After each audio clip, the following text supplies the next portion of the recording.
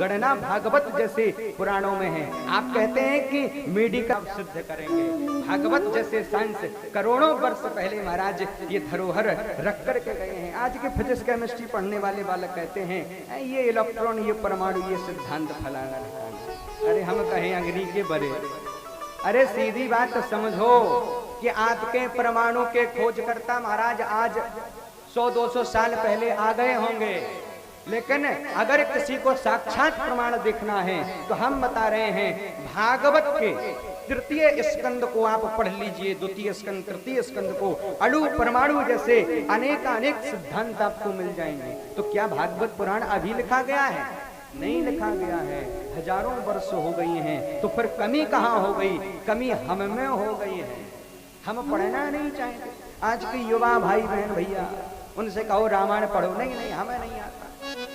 कितने में पढ़ते हो? नहीं नहीं एमए पास कर चुके, एमएससी कर चुके, बीएड बीएससी। उनके सामने रामचरितमानस रखो तो उन्हें वो पढ़ना नहीं आता।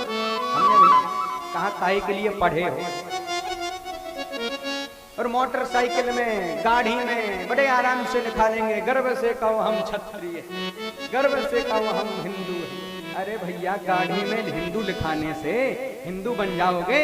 कोई अगर आपसे पूछ दे कि भैया गायत्री मंत्र सुना दो, तो गायत्री मंत्र पता नहीं है और झंडा ऐसे गान रहे हैं कि गर्व से कहो हम बनेगी। भोजन प्रसादी का कार्य करते थे, है ना, लेकिन मनोरंजन के लिए नाचने वाले बाहर से आया, बहरूपिया वगैरह आते थे ना। हाँ, वही माताएं, घर की माताएं भोजन बना रही हैं और बहरूपिया नृत्य आदि कर रहे हैं, आनंद ले रहे हैं। माताएं भोजन बनाती जा रही हैं और आराम से गीत हो रहे हैं। भोजन बनाते समय विवाह के आनंद हो रहा था, है ना, होता ही है। लेकिन आज बात बदल गई है। पहले भोजन घर के लोग बनाते थे, वो आनंद लेने के लिए नाचने वाले बाहर से आते थे। लेकिन आजकल महाराज विवाहों में तुम देखो, भोजन वाले बाहर से आते हैं और नाचने वाले महाराज। अब हम मुख से नहीं कहेंगे, अभी 2-3 दिन कथा कहेंगे। एक विवाह में तो हम गए, हाँ विवाह में हम गए तो हमने देखा कि एक श्रीमती जी बड़े ताम झाम से नृत्य करती हुई आ रही थी। तो हमने सोचा कोई नृत्यांगना नचैया हो, लेकिन हमें क्या पता कि यही उनके खानदान की बहू थी जिसके साथ विवाह होने वाला था। नाचती हुई आ रही थी। हमने समझा भाई नाचने वाली कोई मंगाई होगी। आजकल ये फैशन है, जिससे कन्या का विवाह है वही नाचती हुई आ रही है। सारे जयमाला हो महाराज देखो ये हो रहा है। संस्कृति को बचाना है, भाव को बदलना है। तो देखो आप बहुत आधुनिक हो जाएं, मॉडर्न हो जाएं, लेकिन अपनी संस्कृति को नहीं छोड़ना है।